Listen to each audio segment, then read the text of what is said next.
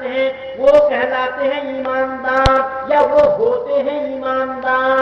और आप लोग बेईमान कैसे देखिएगा, आप लोग ईश्वर को मानते या नहीं मानते? पीछे वाले लोग तो नहीं मानते, मानते तो बोलते ना। क्या वाकई में आप सब बेईमान है? हाँ जी, बेईमान नहीं है, बेईमान नहीं है। मैं वही सिद्ध करने जा रहा हूं कि बेईमान है, वही तो मैं बोल रहा हूं। भले ही आप ईश्वर को मानते हो, लेकिन इस्लाम कभी भी आपको ईमानदार नहीं मानेगा। इस्लाम ईमानदार नहीं मानेगा। सुनियो कितना भेदभाव पैदा किया है, कितना भेदभाव पैदा किया है।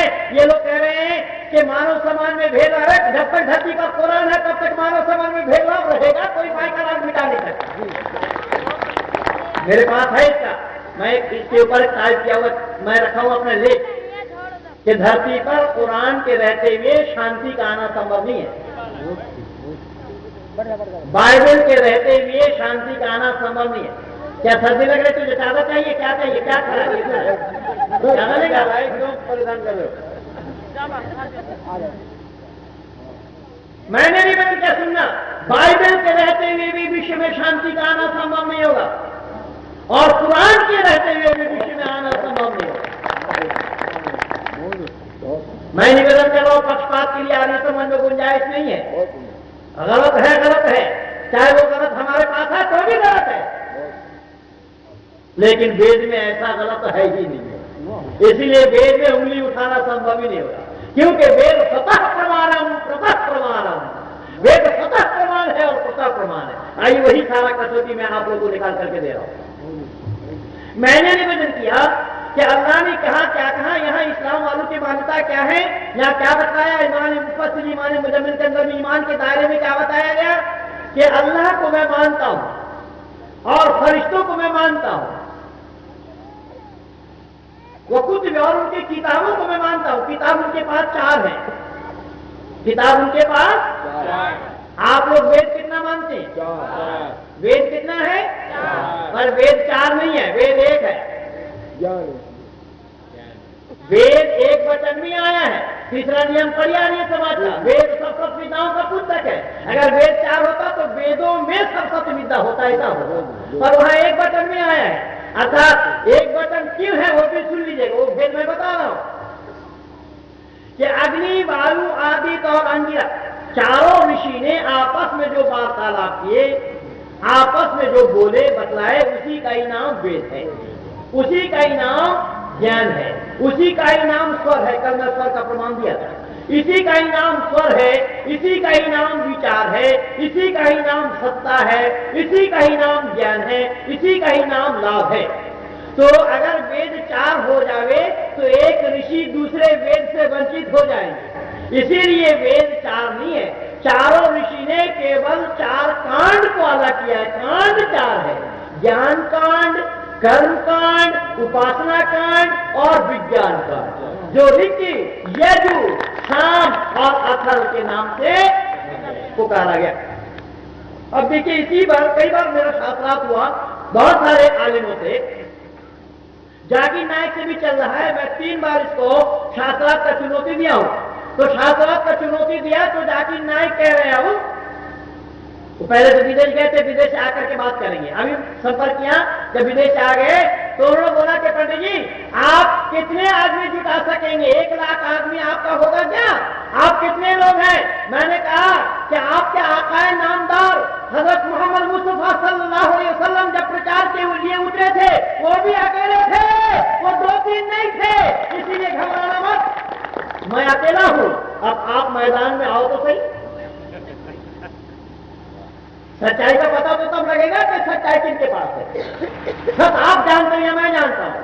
वो भी अपने को कहता है कंपैरेटिव स्टडी फॉर रिलीजियस हमारा विषय है, और मेरा विषय वही है, कंपैरेटिव स्टडी फॉर रिलीजियस, कि मैंने तुलनात्मक अध्ययन किया है, और वो कह रहा है मैंने तुलनात्मक अध्ययन किया। मैंने कहा कि तुम वेद का वार नहीं जानते हो। मैंने उसको बोला कि तुम वेद का वार नहीं जानते हो, तुमने वाम मार्गियों का ही भाष्य पढ़ा है, तुमने वेद से हजरत मोहम्मद को सिद्ध किया है और हमें आपत्ति है तुम वेद से हजरत मोहम्मद को सिद्ध नहीं कर सकते कई जन्मों में, क्योंकि जन्म तुम्हारा होगा नहीं, पर कयामत तक नहीं सिद्ध कर सकते। कारण कि अगर वेद में किसी व्यक्ति विशेष का नाम हो जाए तो परमात्मा पर पक्षपात का आरोप लगेगा, इसलिए वेद में व्यक्ति विशेष के नाम के लिए कोई गुंजाइश नहीं है। तो मैंने निवेदन किया कि वेद इसीलिए आदि सृष्टि से है, मानव मात्र की भाषा में है, जो कल मैं प्रमाण दिया था कि धरती पर जब कोई मानव आता है वो एक ही स्वर से ही चिल्लाता है, सबका रोने हंसने चिल्लाने पुकारने की आवाज सबकी एक है। तो मैंने निवेदन किया कि यही कारण बना कि वेद आदि सृष्टि से है, वेद किसी मुल्क वालों की भाषा में नहीं है, वेद में किस्सा कहानी की गुंजाइश नहीं है। और जितने भी मजहबी किताब हैं उन सब में किस्सा कहानी की गुंजाइश है। वेद में व्यक्ति विशेष के नाम की चर्चा नहीं है, व्यक्ति विशेष का वर्णन नहीं है, कोई जाति विशेष का वर्णन नहीं है, किसी कौम की बात की गुंजाइश वेद में नहीं है। और कुरान में व्यक्ति विशेष के नाम एक किस्सा कहानी में भरा पड़ा है, कुरान स्वयं कह रहा है इस बात को। कहीं बनी इस्राइल के किस्सा, कहीं बुनियामिन का किस्सा, कहीं इमरान का किस्सा, कहीं लूत का किस्सा, कहीं मूसा का किस्सा, कहीं ईसा का किस्सा, कहीं किसी का किस्सा, कहीं मोहम्मद का किस्सा, कहीं यूसुफ जुलेखा का किस्सा। यह किस्सा ही किस्सा है, यानी कहानी। कहानी ही क्या कहानी कोई हानि नहीं है। तो मैं निवेदन कर रहा हूं कि वेद के इतर जितने भी हैं सब जगह किस्सा है, वंशावली है सब लोग। वेद में किस्सा कहानी की गुंजाइश नहीं, वेद में विज्ञान विरुद्ध बातों की भी कोई गुंजाइश नहीं। वेद में सृष्टि नियम सृष्टि नियम के विरुद्ध बातों की भी गुंजाइश नहीं है। अब इन कसौटी को साथ साथ सब मजहबी ग्रंथों के साथ लगाते चले जाएंगे तो आप लोगों को पता भी लगता चला जाएगा कि धर्म पुस्तक ईश्वरीय ज्ञान कौन सा है। ये सारा कसौटी मैं दे दिया हूं। अब एक एक करके मैं इसके साथ मजहबी ग्रंथों का तुलना कर रहा हूं तो आप आ जाएंगे कि वाकई में ईश्वरीय ज्ञान वेद क्यों और कैसे है। मैंने निवेदन किया कि वेद में विज्ञान विरुद्ध बातों की कोई गुंजाइश नहीं है और जितने भी मजहबी ग्रंथ हैं सब में विज्ञान विरुद्ध बातों की गुंजाइश है।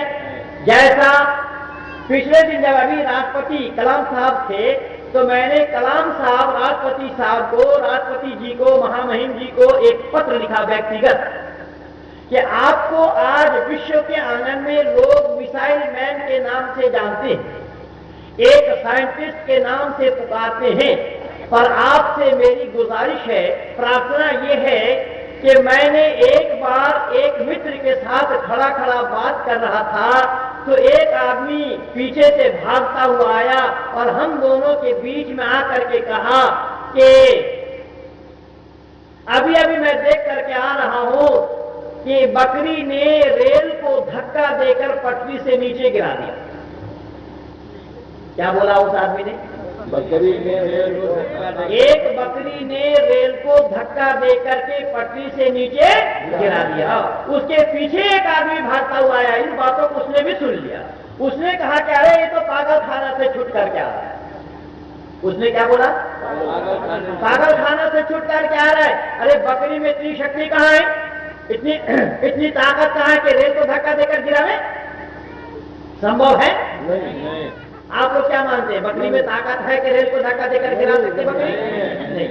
तो तीसरा आदमी जो आया पीछे से उसने बोला ये तो पागल खाना से निकल करके आ रहा है, पर हाँ ये तो पागल है। पर एक बार की बात है, मैंने क्या देखा कि एक रेल आ रही थी, एक रेल आ रही थी, उसके सामने भाग करके एक आदमी गया और उंगली यूं की, बोले रेल रुक गई। क्या बोला उसने? रेल रुक गई। बोले एक आदमी ने उंगली ऊंचा किया और रेल रुक गई। अब मेरा साथी जो खड़ा था और वो दो आए, अब ये तीनों मिलकर के वो कोई सिद्ध पुरुष होगा। क्या बोला? वो कोई सिद्ध पुरुष होगा। मैंने लिखा राष्ट्रपति को, मैंने महामहिम राष्ट्रपति महोदय आपसे मेरी गुजारिश ये है कि बकरी का धक्का देकर पटरी से रेल को नीचे गिराना संभव नहीं, तो आदमी के उंगली के ऊंचा करने से रेल का रुकना कैसा संभव होगा?